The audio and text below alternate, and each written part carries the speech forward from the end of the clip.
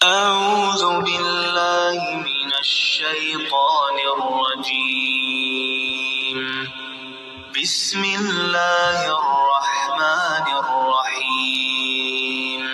عید کی نماز کیسے ادا کرنی ہے، طریقہ کار کیا ہے؟ تو نماز عید عیدگاہ کے اندر، کھلی جگہ کے اندر ادا کرنی ہے۔ اگر مجبوری ہو اور عیدگاہ میسر نہ ہو، مسجد سے باہر کوئی جگہ نہ ہو، تو پھر مجبوری کی وجہ سے مسجد کے اندر بھی ادا کی جا سکتی ہے۔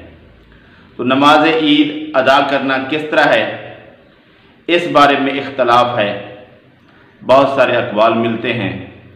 پاکستان کے اندر حنفی حضرات نماز عید کے اندر 6 زید تکبیرات کہتے ہیں کہ پہلی تکبیر کے بعد ثنا پڑھ کے پھر 3 تکبیریں زید کہتے ہیں اور اس کے بعد قرأت سورت پڑھ کے رکعت پوری کرتے ہیں، اور پھر دوسری رکعت کے اندر قرأت ختم کر کے اس کے بعد 3 تکبیریں زید کہہ کے اور پھر چوتھی تکبیر کہہ کے رکوع میں چلے جاتے ہیں۔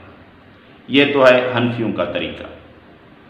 اور سلفی اہل حدیث اس بات پر عمل کرتے ہیں جو عائشہ رضی اللہ تعالی عنہ اور ابو ہریرہ رضی اللہ تعالی عنہ سے روایات آتی ہیں، اور باقی کافی سارے صحابہ سے اور علماء سے اس بارے میں روایات اور ان کا عمل ملتا ہے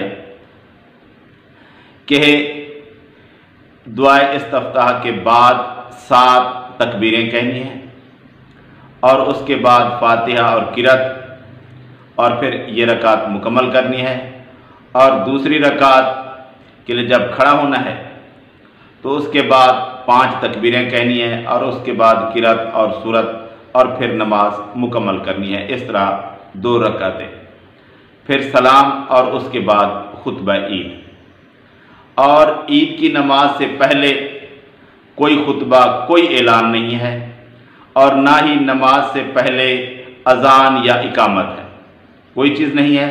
صرف 2 رکعت نماز زید تکبیرات کے ساتھ پڑھنی ہے، اس کے بعد سلام، اور سلام کے بعد خطبہ عید۔ اور اس کے لیے نبی صلی اللہ علیہ وآلہ وسلم کا یہ فرمان ہے کہ اپنی عورتوں کو بھی عیدگاہ میں لے کر آؤ۔ پردے کا انتظام ہونا چاہیے کہ بے پردگی اسلام کے اندر منع ہے۔ پردے کا اہتمام کرتے ہوئے عورتیں بھی عیدگاہ میں آئیں اور نماز عید ادا کریں، اور بن ٹھن کے سنور کے نہ آئیں عورتیں، بلکہ با پردہ ہو کر عیدگاہ میں پہنچیں اور پردے کا خیال رکھتے ہوئے نماز عید ادا کریں۔ تو یہ تھا نماز عید کا مختصر طریقہ، اور یہ دونوں طریقے صحابہ سے ثابت ہیں، مختلف روایات ملتی ہیں۔ تو جو لوگ جس طریقے کو فالو کر رہے ہیں، ان کے پاس صحابہ سے اس عمل کی دلیل موجود ہے۔